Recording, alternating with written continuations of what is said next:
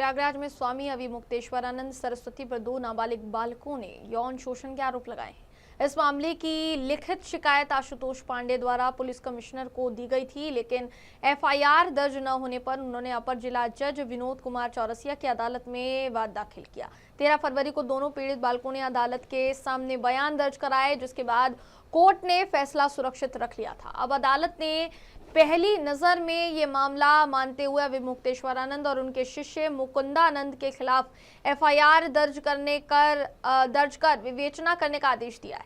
शिकायतकर्ता का कहना है कि पीड़ित बच्चों को न्याय दिलाने के लिए वो अदालत पहुंचे हैं, मगर उन्हें धमकियां मिल रही हैं। वहीं स्वामी अविमुक्तेश्वरानंद ने आरोपों को फर्जी बताते हुए कहा कि सच्चाई सामने आएगी और न्यायालय शीघ्र कार्यवाही करे। उन्होंने आरोप लगाने वालों पर भी सवाल उठाए और इसे सनातन पर प्रहार, साथ ही साथ अन्य धार्मिक व्यक्तियों जिनमें राम भद्राचार्य का नाम लिया गया, उनसे जोड़कर साजिश बताया। मामले में अब पुलिस विवेचना के बाद आगे की कानूनी प्रक्रिया तय की जाएगी। माननीय न्यायालय ने एफआईआर दर्ज करने के आदेश अविमुक्तेश्वरानंद जैसे घिनौने कुकर्मी कालनेमी के खिलाफ और उनके शिष्य मुकुंदानंद के खिलाफ आदेश दिए हैं और यह आदेश उन नाबालिग बच्चों के लिए, उन न्याय के लिए, उन न्याय के मंदिर में मिला है। प्रथम दृष्टया में न्याय मिला है। क्या मामला था ये पूरा? देखिए, छोटे छोटे बच्चों के साथ अविमुक्तेश्वरानंद कुकर्म करते थे, लैंगिक अपराध करते थे और सबसे पहले इनके जो शिष्य है मुकुंदानंद, वह उस अपराध को करके दिखाता था, बताता था कि ऐसे ऐसे आप करिए और उसके बाद गुरु सेवा मिलेगी।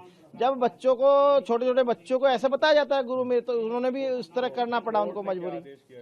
कोर्ट ने आदेश सीधा सीधा एफआईआर दर्ज करने के साथ साथ विवेचना प्रथम पायदान तक आदेश दिया है कि जो सीढ़ियां, जो पेन ड्राइव हमने साक्ष्य के रूप में दिया है, इसकी सारी तहकीकात करके न्यायालय को भेजे। की गवाही की वो सब पूरी हो सकेगी, तभी तो जो फर्जी मुकदमा बना करके हमारे ऊपर दायर किया गया है उसकी सच्चाई सबके सामने आएगी, तभी ऐसा काम करने वाले जो लोग हैं वो दंडित हो सकेंगे। तो इसलिए आवश्यक है, हम यही कहना चाहेंगे कि न्यायालय लंबा समय न लगाते हुए इस पर थोड़ी सी द्रुत गति से काम करे, क्योंकि बहुत सारे लोगों की निगाह इस पर लगी रहेगी। तो जल्दी से जल्दी इस पर गवाही साखी करे और निर्णय करे। जो गलत है वो तो गलत ही है, जो फर्जी केस बनाया है वो तो फर्जी ही सिद्ध होना है। बात यह है कि सनातन के ऊपर आरोप लगा कौन रहा है? आप देखिए, किसी विधर्मी ने थोड़े लगाया है हमारे ऊपर आरोप। जिस व्यक्ति ने लगाया है वो खुद हिस्ट्री शीटर है। उसकी पूरी हिस्ट्री शीट शामली जिले के कांदला थाना में दीवार के ऊपर जो हिस्ट्री शीटरों का नाम लिखा हुआ है उसमें 34 नंबर पे उसका नाम लिखा है। ऐसा हमको बताया, लोगों ने फोटो भी दिखाया उस दीवार का। वहाँ पर जो रजिस्टर रखा है उसमें HS नंबर 76A उस व्यक्ति का नाम लिखा है। जाने कितने लोगों के ऊपर फर्जी मुकदमा डाल करके और उनको उगाही करना, यही उसका काम है। वो व्यक्ति राम भद्राचार्य का शिष्य बन जाता है और राम भद्राचार्य जी की शिष्य होने के बाद वो आकर के हमारे लोगों के ऊपर इस तरह का आरोप लगाता है। तो आप समझ लीजिए कि ये आरोप कोई विधर्मी नहीं लगा रहा है। ये आरोप कहाँ से आ रहा है? राम भद्राचार्य जी, और राम भद्राचार्य जी का बल कहाँ है वो भी आप लोग जान लीजिए। तो गौ माता की जो आवाज़ हम उठा रहे हैं, इस आवाज़ को बंद करने के लिए सारे प्रयत्न हो रहे हैं।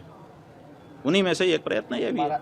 ऐसा है कि मुकदमा तो दर्ज होगा ना, बिना मुकदमा दर्ज हुए जांच कैसे होगी? और बिना जांच के अगर खारिज कर देगा तो आप कहेंगे साहब बिना जांच के खारिज कर दिया। इसलिए मुकदमा दर्ज होकर के उस पर जांच होकर के दूध का दूध पानी का पानी होना, यही प्रक्रिया है और ये प्रक्रिया बिल्कुल सही है, हम स्वागत करते हैं। उन्होंने झूठा केस बनाया है और उन्होंने कल हमारे अधिवक्ता ने आप लोगों को बताया था कि उन्होंने 2 एफिडेविट दाखिल किए हैं, दोनों में 2 कहानी है। यहीं से मामला खत्म हो गया। एक व्यक्ति शपथ पत्र पर 2 कहानी देता है, इसका मतलब उसकी एक कहानी तो झूठी है ना। आप इसी से अंदाजा लगा लीजिए। तो और बाकी जो कहानी में जो कमजोरी होगी वो वकील वहाँ पे खड़े होकर कोर्ट में बताएंगे, उसको हम कैसे आपके सामने बताएं।